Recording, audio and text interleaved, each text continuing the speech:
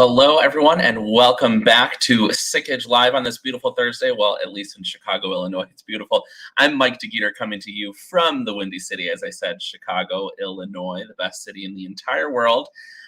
Today, we are moving into a CRM topic all about configure price quote in Salesforce, or better known as CPQ.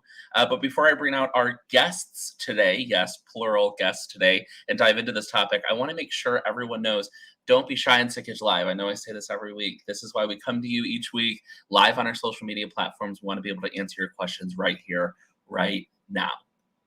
So if you haven't heard of Sikich before, we're an accounting, advisory, and technology digital consultancy helping to digitally transform the world that we all work in. So don't forget to like and subscribe so that you can see us each week, Thursdays at 2:30 Central Time, where we discuss our Sikich specialty areas like business applications and modern workplace applications, including ERP and CRM, managed services, cybersecurity, IT infrastructure support, and so much more.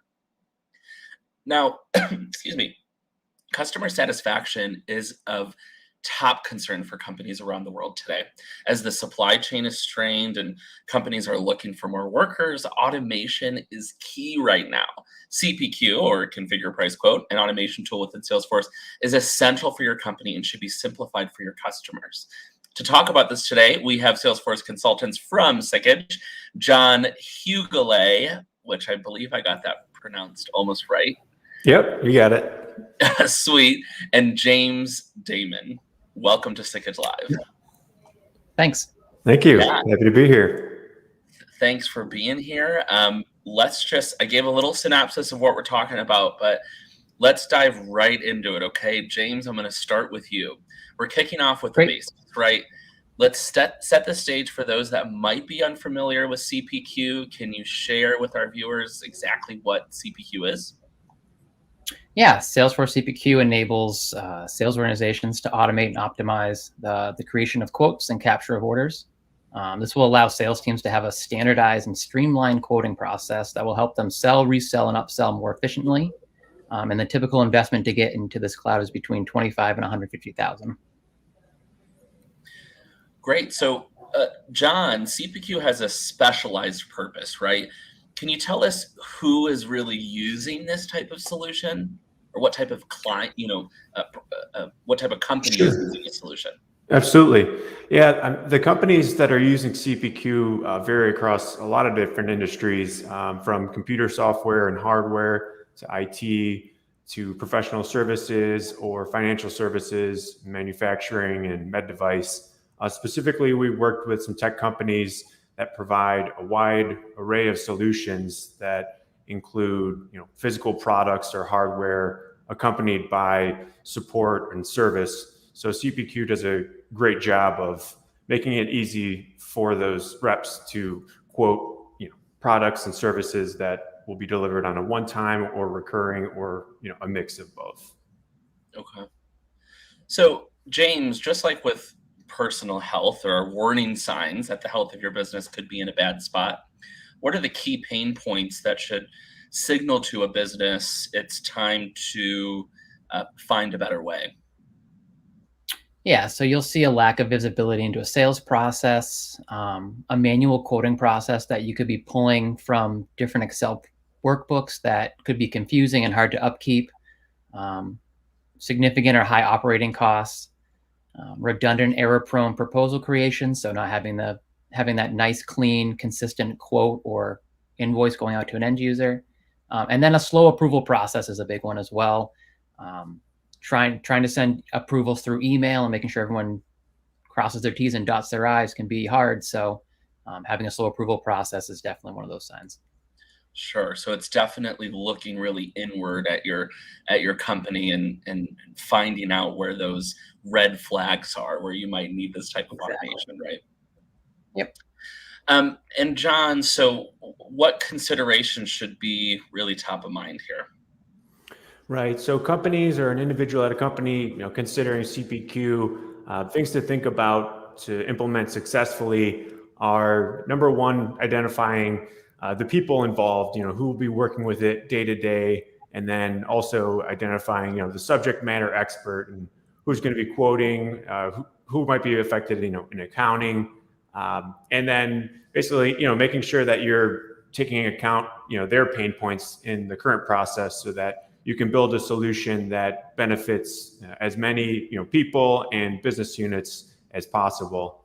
And then also thinking about the different manual processes or systems that you want to automate or integrate, like I mentioned with an accounting system, or thinking about questions like, if I wanted to send a report of the products sold last month, broken down by product line or region, and how who should be emailed that report, and what decisions or actions can I take today to implement my business, by using CPQ, and really bring that that data to light. Sure. So it sounds like it's really important for the finance team as well as the IT team to work closely here, and sales and marketing. It's kind of a trifecta of what needs to happen, because it affects all those different areas at the same time. Absolutely. Yeah. Yeah. I mean, at its heart, it's, helping the salespeople put quotes together for a lot of times very complex product catalogs, Right. and creates a way to standardize that process and make it easier for them to upsell and cross-sell different products in different packages and bundling, and also implement certain pricing policies more effectively. So, you can, reach better margins on different product lines. Yeah. And so you would say there's probably a lot of people, maybe if they're working out of an Excel document with all of these different SKUs, or, then you kind of have to think to yourself, okay, maybe I need to start moving to an automated system or a CPQ system. Right. Yep. Many times we come across a situation where there's multiple Excel files or pricing files, and different people have their own different pricing files. And so there's a lack of standardization of what are we going to price for this certain product, and being able to centralize that in one place in Salesforce, CPQ is very beneficial to the business. Yeah, and just to save all that time of going through all those rows of items. So, James, how are businesses that you're working with getting a competitive edge from implementing CPQ? So especially in the world we live in today, it's all about speed. So it's competitive speed. So having that quick turnaround on quotes, being able to offer that customer a unique experience. So giving them the flexibility to create different quotes and have your reps feel confident that their quotes are going to be accepted, and they'll be able to provide those services to their customers.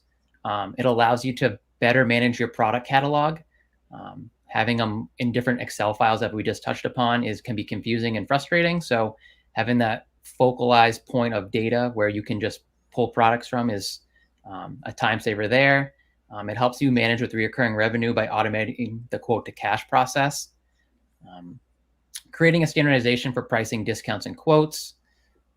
There's also some pre-built integrations with ERP solutions that can be very helpful and useful. And then managing purchase incentives across channels, target specific customers and segments.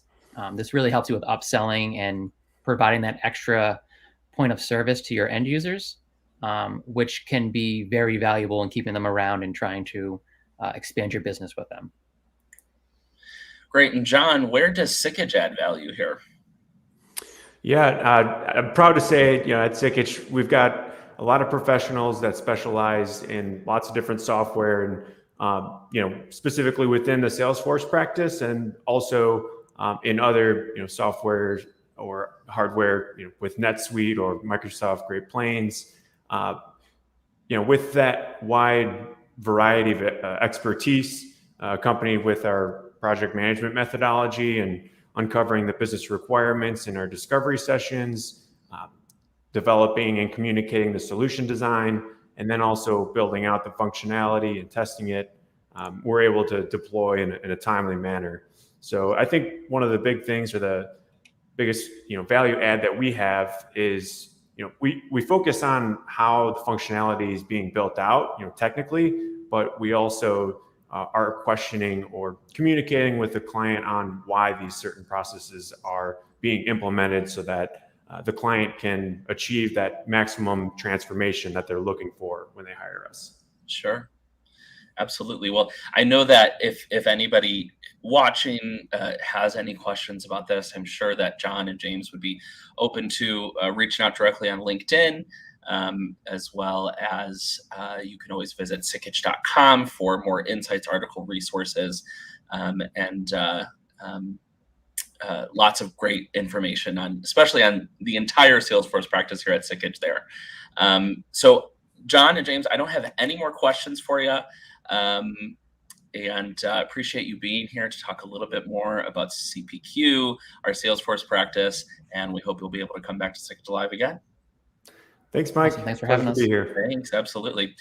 Like I said, please visit sikich.com if you'd like to learn more, and we'll be back next Thursday at 2:30 Central Time. Don't forget to like and subscribe. We'll see you all then. Bye-bye.